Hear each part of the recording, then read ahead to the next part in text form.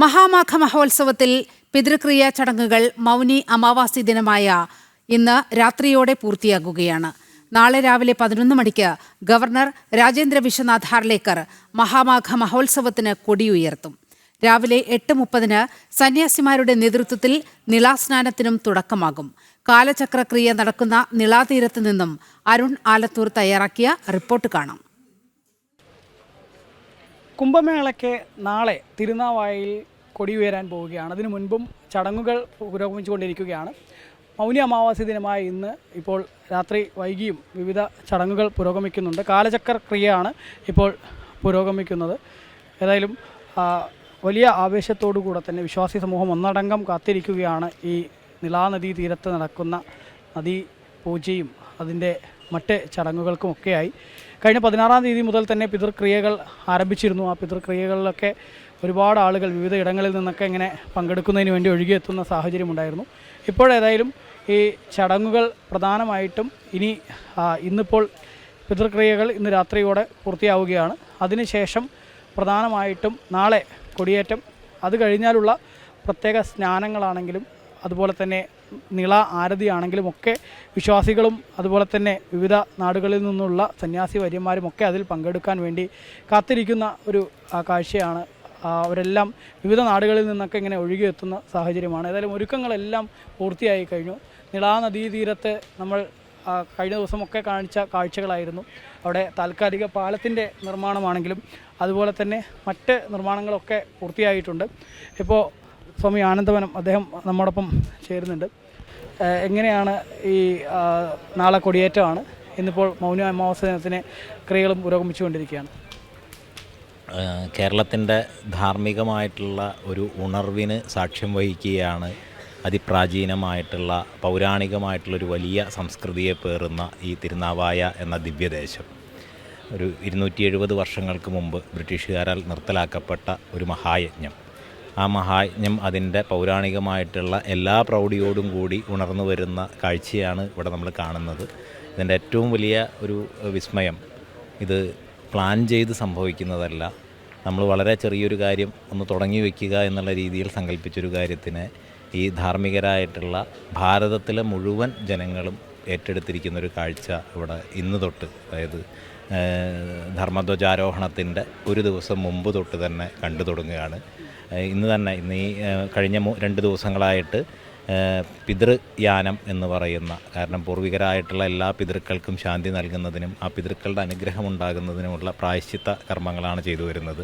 ആദ്യം കൗള ശ്രാദ്ധവും അതിനുശേഷം വൈദികമായ ശ്രാദ്ധ കർമ്മങ്ങളും, ഇന്ന് സമ്പൂർണ്ണമായിട്ടുള്ള ശ്രാദ്ധ പിതൃകർമ്മങ്ങളും, വൈകിട്ട് മാഘം പോലെ തന്നെ ഒരു ഏകദേശം ഒരു 300ഓളം വർഷങ്ങളോളം നടക്കാതിരുന്ന എന്ന് പറഞ്ഞാൽ ഇങ്ങനെ ഒരു കാര്യം സംഘടിപ്പിക്കപ്പെട്ടിട്ടില്ല. കണ്ണൂരിലെ മലയ സമൂഹത്തിൽ നിന്നുള്ള കാലചക്ര ബലി എന്ന് പറയുന്ന ദേശത്തിൻ്റെ മുഴുവൻ മൃത്യുദോഷങ്ങളും തീർക്കുന്ന, എല്ലാ ഭയങ്ങളിൽ നിന്നും ഈ ദേശത്തെ സമാജത്തെ മുക്തരാക്കുന്ന വളരെ സവിശേഷമായിട്ടുള്ളൊരു ക്രിയാപദ്ധതി. അതിലൂടെയാണ് ഈ പ്രായശ്ചിത്ത കർമ്മങ്ങളെല്ലാം അവസാനിക്കുന്നത്. അങ്ങനെ നാളെ പുലർച്ചെ സൂര്യോദയത്തോട് കൂടിയിട്ട് നവകോടി നാരായണ ജപാർച്ചനയോടെ, അതിൻ്റെ ഭാഗവത യോഗമാണ് അത് ചെയ്യുന്നത്. കേരളത്തിലെ ഭാഗവത ആചാര്യന്മാരുടെ മുഴുവൻ കൂട്ടായ്മയായിട്ടുള്ള ഭാഗവത യോഗമാണ് ചെയ്യുന്നത്. അതിൻ്റെ ഭാഗവത ആചാര്യന്മാരൊക്കെ എത്തിക്കഴിഞ്ഞു. അങ്ങനെ ആ നാരായണ ജപാർച്ചനയോട് കൂടിയിട്ട് മാഘമഹോത്സവം ആരംഭിക്കുകയാണ്.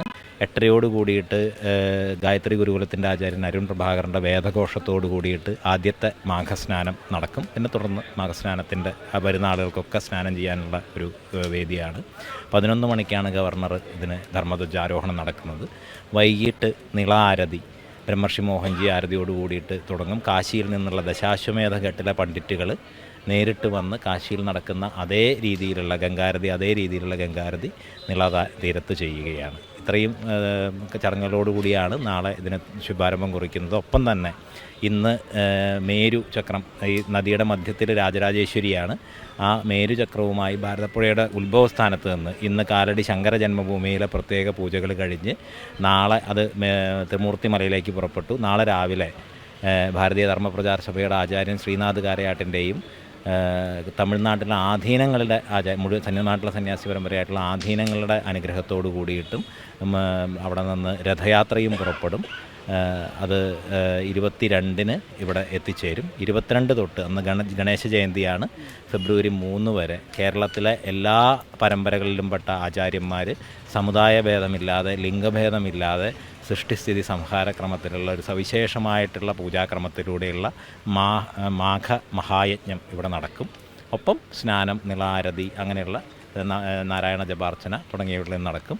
3-ന് സന്യാസിമാരും ആചാര്യന്മാരും എല്ലാവരും ചേർന്നിട്ടുള്ള അമൃത സ്നാനത്തോടു കൂടിയിട്ടാണ് ഇത്തവണത്തെ മാഘ മഹോത്സവത്തിന് പരിസമാപ്തി ഉണ്ടാകുന്നത്. ഈ നിളാസ്നാനം എന്ന് പറയുമ്പോൾ നമുക്ക് ഇപ്പോൾ UP യിലൊക്കെ നടന്ന ചടങ്ങിൽ ആദ്യം ഈ എങ്ങനെയാണ് ഇതിൻ്റെ സന്യാസിമാരായിരുന്നു ആദ്യം സ്നാനത്തിന് വേണ്ടി പോയിരുന്നത്, അതിനുശേഷം മറ്റുള്ള ആളുകൾക്ക് അങ്ങനെ ഒരു ക്രമീകരണമൊക്കെ ഉണ്ടായിരുന്നല്ലോ. ഇവിടെ അത്തരത്തിൽ എങ്ങനെയെങ്കിലും ഉണ്ടോ? അത് രാജകീയ സ്നാനം എന്നുള്ള രീതിയിലാണ് അവിടെ അത് നടക്കാറ്. അത് അഖാഡകളുടെ ഓരോ ചടങ്ങുകളുമായി ബന്ധപ്പെട്ടിട്ടാണ്. അഖാഡകളുടെ പുതിയ ദീക്ഷാ സ്വീകരണം, മഹാമണ്ഡലേശ്വരന്മാരുടെ പട്ടാഭിഷേകം, അങ്ങനെയുള്ള പല ചടങ്ങുകളുമായി ബന്ധപ്പെട്ടിട്ട് അഖാഡകൾ രാജകീയമായി വന്ന് സ്നാനം ചെയ്യുക എന്നുള്ളതാണ് അവിടെ ചെയ്യുന്നത്.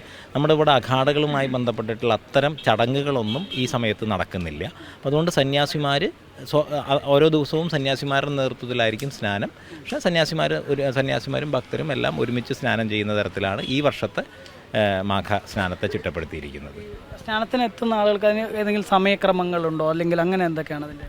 രാവിലെ ഏകദേശം 8:30 കൂടിയിട്ട് ചടങ്ങ് എന്നുള്ള നിലയ്ക്ക് എല്ലാ ദിവസവും വേദഘോഷത്തോട് കൂടിയിട്ട് അവിടെയുള്ള ആചാര്യന്മാരുടെ നേതൃത്വത്തിൽ ഒരു സ്നാനം നടക്കും. അതിൽ ആ സമയത്ത് എത്തിച്ചേരുന്ന മുഴുവൻ ഭക്തജനങ്ങൾക്കും പങ്കാളികളാവാം. പക്ഷേ അതിനുശേഷവും അതിനു മുമ്പുമൊക്കെ എത്തിച്ചേരുന്ന എല്ലാവർക്കും ഒരുപോലെ അവരവരുടെ രീതിയിൽ സ്നാനം ചെയ്യാം.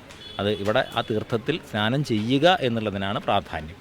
നമ്മളതിനൊരു ചടങ്ങ് എല്ലാ ദിവസവും രാവിലെ ഉണ്ടാകും എന്നുള്ളത് മാത്രം. ഈ പിതൃക്രിയകളൊക്കെ പുരോഗമിച്ചപ്പോൾ പല സമുദായങ്ങളിൽ നിന്നുള്ള ആളുകളും എത്തിയിരുന്നു അല്ലേ? എല്ലാ സമുദായങ്ങളും, അതായത് രാവിലെ ആദ്യം തുടങ്ങുന്നത് വീരസാധന ക്രിയ, അതും വളരെ അപൂർവമായിട്ടുള്ളൊരു ഇതാണ്. ദേശത്തെ രക്ഷിക്കുന്ന, അതായത് രാജാക്കന്മാർ, യോദ്ധാക്കൾ, അത്തരത്തിലുള്ള ദേശത്തെ രക്ഷിക്കുന്ന എല്ലാവർക്കും ഊർജ്ജം പകരുന്ന തരത്തിൽ അത്തരത്തിലുള്ള പിതൃക്കളെ മുഴുവൻ തൃപ്തിപ്പെടുത്തുന്ന തരത്തിലുള്ള വീരസാധന ക്രിയയാണ് ആദ്യത്തെ ഇതായിട്ടുണ്ടായിരുന്നത്. അതിൽ തന്നെ കേരളത്തിലെ പ്രധാനപ്പെട്ട പരമ്പരകളുടെ പങ്കാളിത്തം മുഴുവൻ ഉണ്ടായിരുന്നു. അതിനുശേഷം വൈദിക, അത് കൗള ശ്രാദ്ധം എന്ന് പറയും. പിന്നീട് വൈദിക പ്രായശ്ചിത്തം കുശ്മാണ്ഡ ബലിയോട് കൂടിയിട്ട് അത് അതിരാത്രം ചെയ്ത കൈമുക്ക് വൈദികനാണ് അതിൻ്റെ ആചാര്യത്വം വഹിച്ചത്. ഇന്ന് രാവിലെ ഐവർമഠം, തിരുവല്ലാമലയിലെ ഈ ഭാരതപ്പുഴയുടെ തീരത്ത് തന്നെ പ്രശസ്തമായിട്ടുള്ള ഐവർമഠത്തിലെ മുഖ്യാചാര്യനായിട്ടുള്ള രമേഷ് കോരപ്പത്തിൻ്റെ നേതൃത്വത്തിലാണ് സമ്പൂർണ്ണ പിതൃക്രിയ ഇവിടെ നടന്നത്. ഇന്ന് കണ്ണൂരിൽ നിന്നുള്ള മലയ വിഭാഗത്തിൻ്റെ ആചാര്യത്വത്തിൽ ഈ കാലചക്ര ബലി, ദേശത്തിൻ്റെ മുഴുവൻ മൃത്യുദോഷങ്ങളും തീർന്ന് കരുത്ത് ഏകുന്നതിന് വേണ്ടിയിട്ടുള്ള കാലചക്ര ബലി ഇന്ന് നടക്കുകയാണ്. അപ്പോൾ ഇതിന് ശേഷവും എല്ലാ ദിവസങ്ങളിലും ഇങ്ങനെ കേരളത്തിൻ്റെ കാസർഗോഡ് തൊട്ട് കണ്ണൂർ, തിരുവനന്തപുരം വരെയുള്ള മുഴുവൻ പരമ്പരകളുടെയും പ്രധാനപ്പെട്ട പരമ്പരകളിലെ ആചാര്യന്മാരുടെ നേതൃത്വത്തിലാണ് ഇതിൻ്റെ പൂജാക്രമങ്ങൾ മുഴുവൻ നിശ്ചയിക്കപ്പെട്ടിട്ടുള്ളത്. അവസാനമായിട്ട് ഈ നിളാസ്നാനം പോലെ എല്ലാവരും ഉറ്റുനോക്കുന്നൊരു കാര്യം നിള ആരതിയാണ്. അപ്പോൾ നിള ആരതിയുടെ സമയക്രമങ്ങൾ, അതുപോലെ അത് ഏത് ഭാഗങ്ങളിൽ നിന്നായിരിക്കും വിശ്വാസികൾക്ക് കൂടുതൽ കാണുന്നതിനും മറ്റുമൊക്കെ ഒരു സാഹചര്യം ഇവിടെ ഉള്ളത്? നിള ആരതി നടക്കുന്നത് ഭാരതപ്പുഴയുടെ കരയിലാണ്. അപ്പോൾ അത് അപ്പുറത്തുള്ള മണൽത്തിട്ട, ഇപ്പുറത്തുള്ള ക്ഷേത്രത്തിൻ്റെ സ്ഥലം, ഇത് വലിയൊരു കാഴ്ചയാണ്. അപ്പോൾ ഏത് സ്ഥലത്തു നിന്നും നല്ല ഭംഗിയായി കാണാം. നദിയുടെ അങ്ങേക്കരയിൽ നിന്നും ഇപ്പുറത്തു നിന്നും കാണാം. സന്ധ്യാസമയം, അസ്തമയ സമയമാണ് അതിൻ്റെ ഇത്. അപ്പോൾ ഒരു 6 മണിക്ക് ഏകദേശം തുടങ്ങി ഒരു 7:30-8 മണി വരെയായിരിക്കും അതിൻ്റെ സമയം. ഏതായാലും ചടങ്ങുകൾ അങ്ങനെ പുരോഗമിച്ചുകൊണ്ടിരിക്കുകയാണ്. നേരത്തെ സ്വാമിജി പറഞ്ഞതുപോലെ തന്നെ ഇനി അടുത്ത ദിവസങ്ങളിൽ, അതായത് ഇനിയിപ്പോൾ ഉത്സവത്തിന് കൊടിയേറി കഴിഞ്ഞാൽ, മഹോത്സവത്തിന് കൊടിയേറി കഴിഞ്ഞാൽ പിന്നീട് ഓരോ ദിവസവും കൃത്യമായിട്ട് തന്നെ രാവിലെ 8:30 നിളാസ്നാനം സന്യാസി വര്യന്മാരുടെയൊക്കെ നേതൃത്വത്തിലായിരിക്കും നിളാസ്നാനം 8:30 ആരംഭിക്കുക എന്നുള്ളതാണ്. അതിനുശേഷം പിന്നീട് വൈകുന്നേരം ഒരു 6 മണിയോടുകൂടെ സന്ധ്യസമയത്താണ് നിള ആരതി നടക്കുക. എല്ലാവരും ഏറ്റവും കൂടുതൽ ആകാംക്ഷയോടെ കാത്തിരിക്കുന്നത് ഈ 2 ചടങ്ങുകളിൽ, നിള ആരതിയിലും നിളാസ്നാനത്തിലും പങ്കെടുക്കാൻ തന്നെയാണ്. ഈ 2 ചടങ്ങുകളുടെയും സമയക്രമം ഇതാണ്. ഒപ്പം തന്നെ അതല്ലാതുള്ള സമയങ്ങളിൽ വിവിധ പരിപാടികളുണ്ട്. അതായത് പലതരത്തിൽ ഭജനകളോ അതുപോലെ തന്നെ മറ്റ് സാംസ്കാരിക പരിപാടികൾ, ആധ്യാത്മിക പ്രഭാഷണങ്ങൾ തുടങ്ങിയവയൊക്കെ ഇവിടെ ക്രമീകരിച്ചിട്ടുണ്ട്. ഏതായാലും നാളെ മുതൽ തന്നെ ഔദ്യോഗികമായിട്ട് കുംഭമേളയ്ക്ക് തുടക്കമാവും. ഫെബ്രുവരി 3 വരെ നിളാതീരത്ത് ഏതായാലും മഹോത്സവം വലിയ വിപുലമായിട്ട് തന്നെ സംഘടിപ്പിക്കുന്നതിന് വേണ്ടിയുള്ള ഒരുക്കങ്ങളെല്ലാം പൂർത്തിയായിരിക്കുകയാണ്. PR മനൂപിനൊപ്പം അരുൺ ആലത്തൂർ, ജനം, തിരുനാവായ.